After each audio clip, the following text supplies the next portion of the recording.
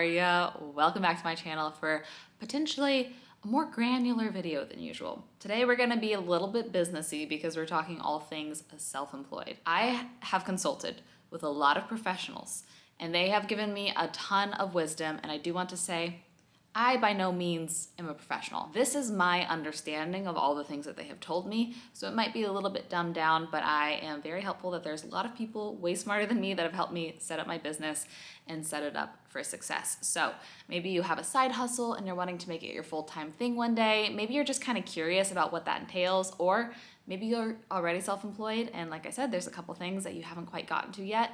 Whatever it is, this video is for you. Probably the biggest topic of conversation when you're self-employed is taxes. My first piece of advice for you is set aside your taxes and pay them quarterly. Every month, at the end of the month, you say, okay, I made this much money and I had this much expenses. So let's use easy numbers. Let's say you made $10,000 that month, but you had $5,000 of business expenses. So at the end of the month, you have $5,000 of surplus. Each month, take 30% of that surplus and put it into a separate tax account. And each quarter, send in whatever is in that account to the government. Depending on your tax bracket, that might be more than you technically owe. And if that's the case, you will be refunded later with the rest of America when they get their tax refunds. But nothing is worse than thinking you paid your taxes and finding out at the end of the year that you owe thousands of dollars more.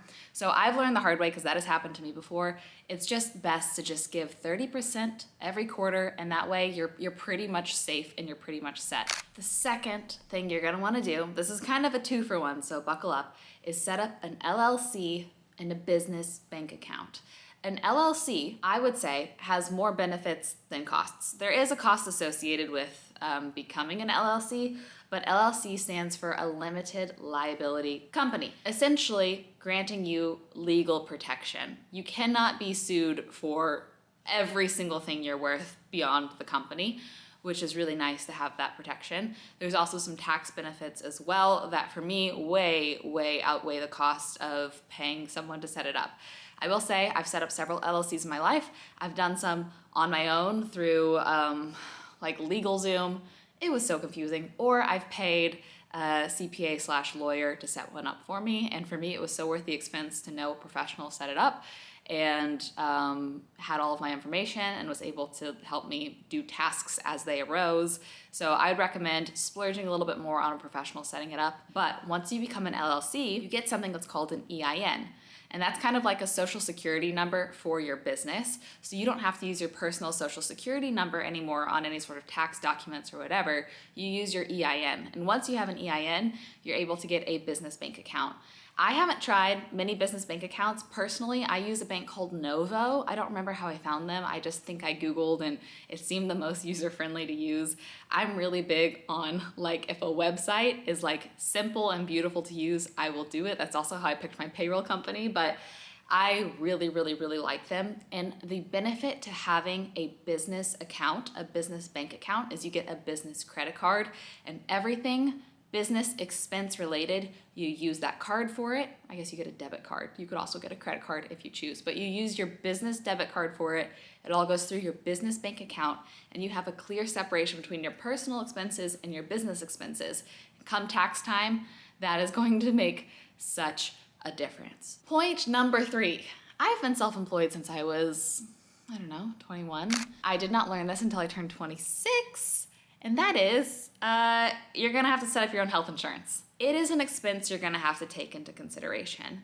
Just to like kind of give you numbers, the policy I ended up choosing is about $450 a month. It's not a great policy though. I have to go to very specific doctors. It's through like Baylor, so I have to only go to Baylor doctors, which is like pretty limited. And the thing that I learned about health insurance is when you're self-employed, you are not able to choose any PPO plans. So I had to choose an HMO plan, and I've only had PPO plans my whole life. I am a chronically ill girly, so I'm used to having my pick of the doctors, so it's been a bit of a learning curve for me to not be able to see any doctor I want. I have to only see very specific doctors.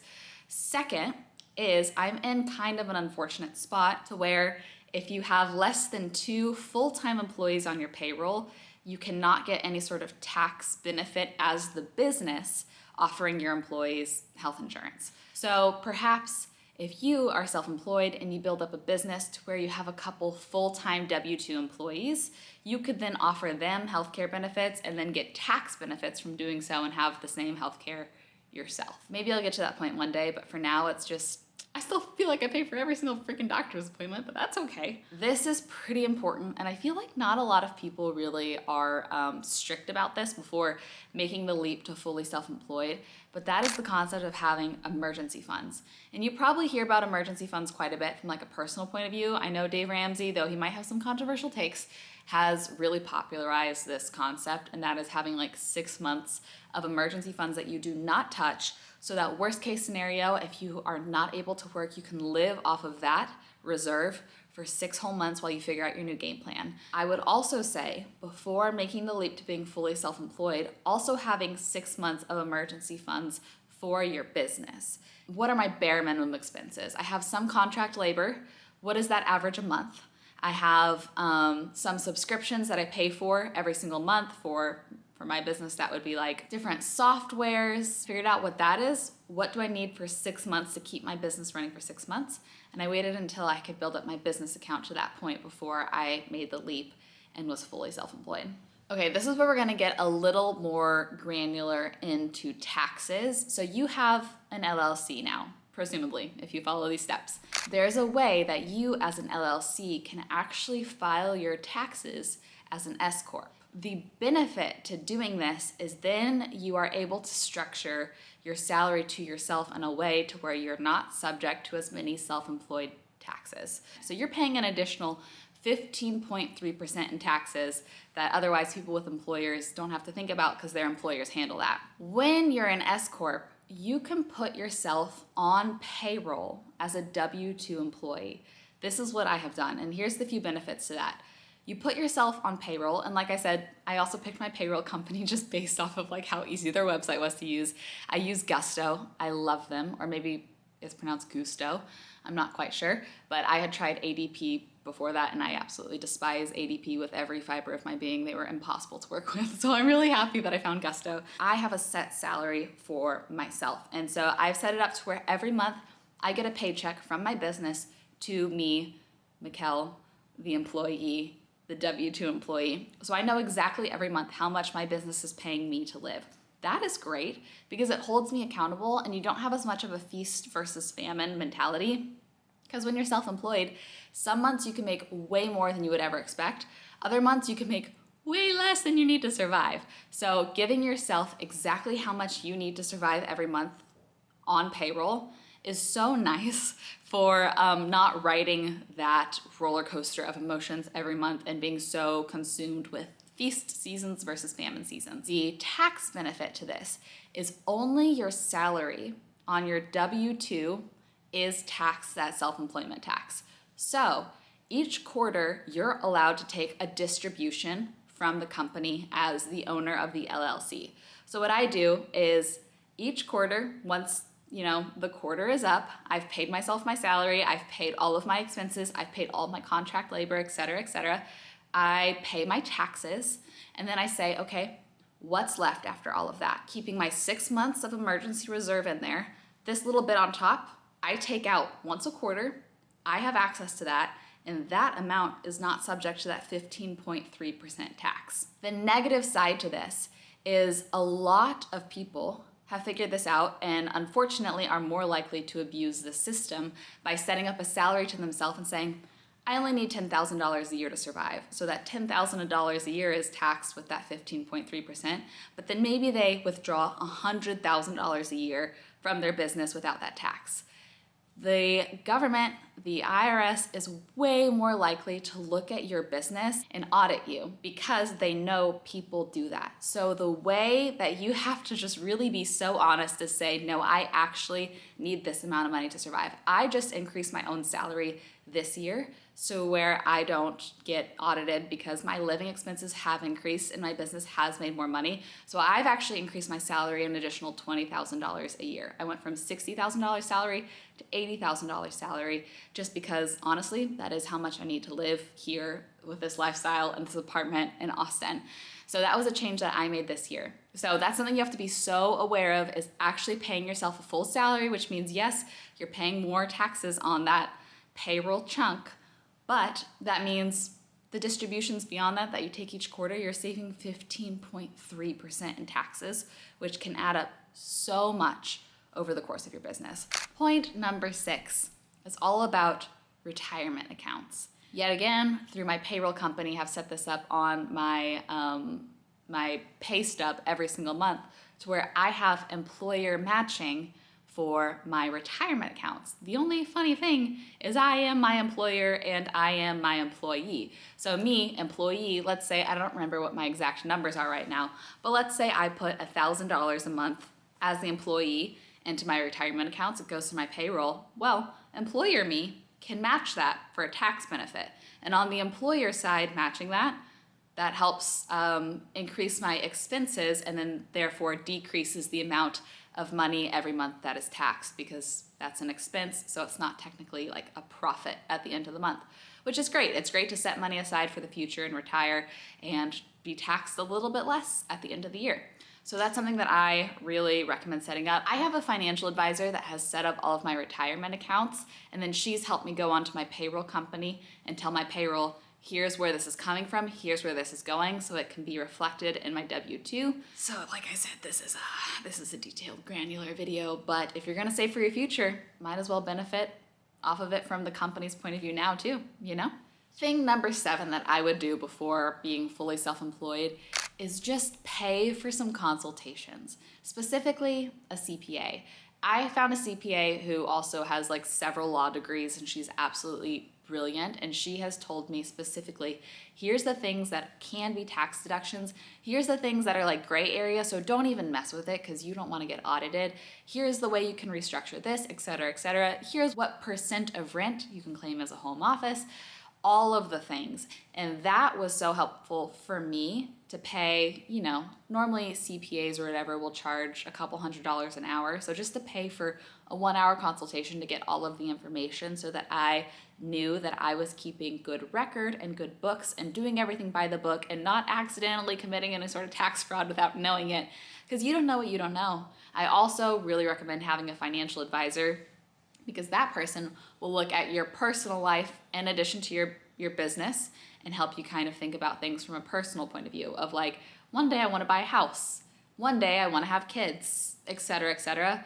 Here's my car loan, all those sorts of things, and will help you figure out that as well. So the best piece of advice I could give is just put forth the money in consulting some professionals, because they know more than us average Joes and will really help hold your hand through the process and will save you probably a lot of money down the line, and definitely a lot of mistakes and potentially an audit here or there from the government, which is always nice to not have to do that. Point number 8, something that I would set up is a QuickBooks account. I have used QuickBooks self-employed since I was literally like probably 16. My dad showed me how to set it up. He got me my first account. And this is so incredibly important for bookkeeping. Some people also pay a bookkeeper, like my boyfriend's self-employed and he pays someone to keep their books, but it's something I don't mind doing. I would rather spend that labor expense somewhere else, because QuickBooks for me does make it really easy. So like I said, you have your business account, you have your business card, you set up your business card through QuickBooks, and every single transaction that goes through your business account hits QuickBooks. And you go onto QuickBooks and you say, oh, this transaction, that was materials and supplies. You upload a picture of your receipt, you keep receipts, and you explain, on August 10th, I bought this material to do this work project that involved this. Or say you have a contract labor, like for me, Sweet Tara, my editor, I work with her 3 times a week, and so I have it set up on my QuickBooks that anytime her name comes through my account, it's automatically categorized as contract labor. which is nice because that's a recurring expense that I know is gonna hit my QuickBooks pretty often, so I don't have to go in there and manually do it every time. At the end of the year, when it's time to do taxes, your CPA will say, I need all of your expenses by category, and you could say materials and supplies this year, I spent $5,000. Contract labor this year, I spent $48,000, et cetera, per category. And if you ever get audited, you can go back and you can say, here's every receipt, and here is every description of why I needed to purchase that, why it's a business expense, what project it was for, and then later you can say, this project made me money because I was working with this client, they paid me this. Easy, it's all there. QuickBooks Self-Employed is a lifesaver. I love their app too because I just scan receipts on my phone, which is so nice. We're gonna get into a couple less granular and more just like life advice points for our last two. Point number 9 is gonna feel like some tough love, but it is out of love and respect for you. Hold yourself accountable and schedule days off. I feel like there's 2 personality types that struggle being self-employed, and they're basically polar opposite. There's the people that are super chill and it's really hard for them to get motivated and to stay on top of timelines and deadlines without having someone overseeing them and telling them what to do when.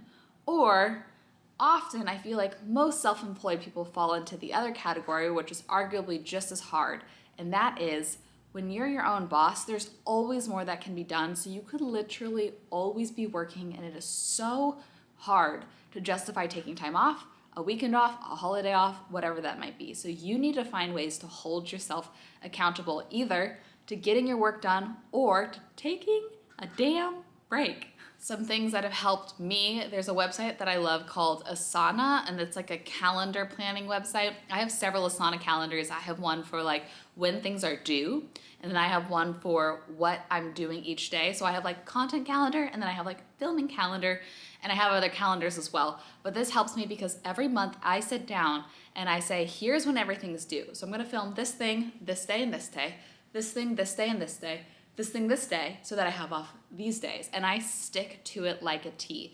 Sometimes I'll get a little ahead only to take a day off later if I find like, oh shoot, the 20th, there is actually this thing happening all day and I want that day off, so I'm gonna move this filming earlier in the month. That's the only time I'll like disrespect my own schedule. I've just learned vacations are a little hard. You can't really fully unplug for a vacation if it's for a long period of time, but at least not in my line of work.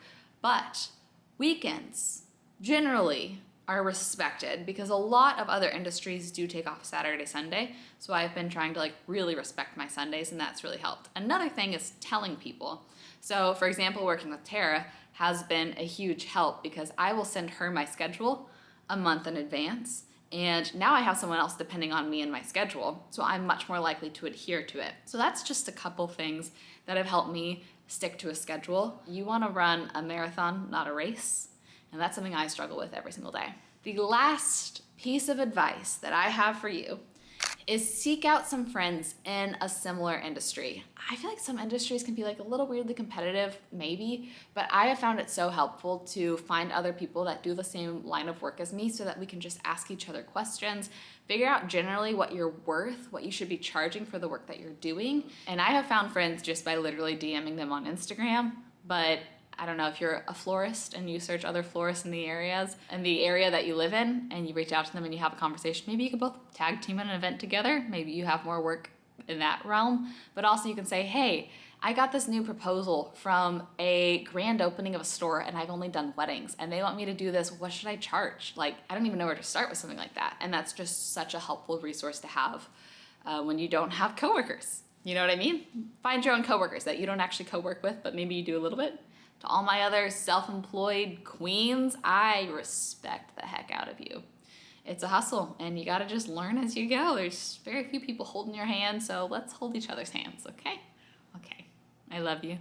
I hope you have the best rest of your day, and I will see you in a video very soon. So let's take all night, all night, all night.